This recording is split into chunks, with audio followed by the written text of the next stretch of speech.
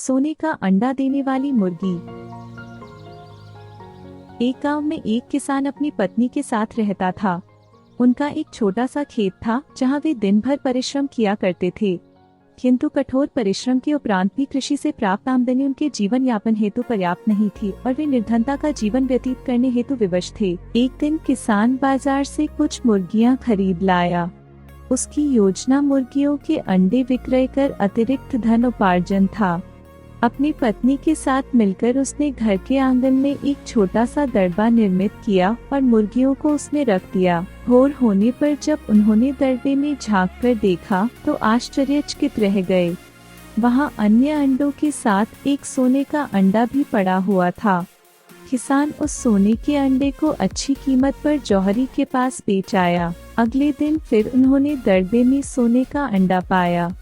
किसान और उसकी पत्नी समझ गए कि उनके द्वारा पाली जा रही मुर्गियों में से एक मुर्गी अद्भुत है, वह सोने का अंडा देती है। एक रात पहरेदारी कर वे सोने का अंडा देने वाली मुर्गी को पहचान गए। उसके बाद से वे उसका खास ख्याल रखने लगे। उस मुर्गी से उन्हें रोज सोने का अंडा मिलने लगा। उन अंडों को बेचकर किसान कुछ ही महीनों में धनवान हो गया। किसान अपने जीवन से संतुष्ट था, किंतु उसकी पत्नी लोभी प्रवृत्ति की थी।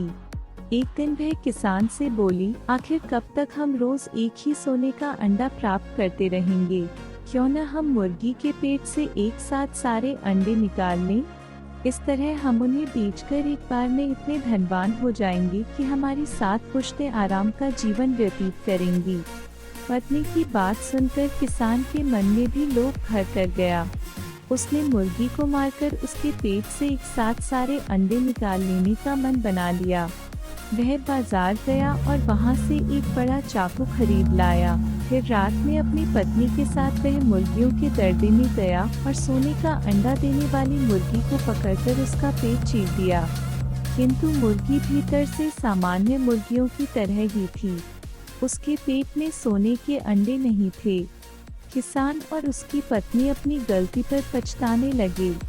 अधिक सोने के अंडों के लोभ में पड़कर वे रोज मिलने वाले एक सोने के अंडे से भी हाथ धो बैठे थे। सीख, लालच बुरी बला है।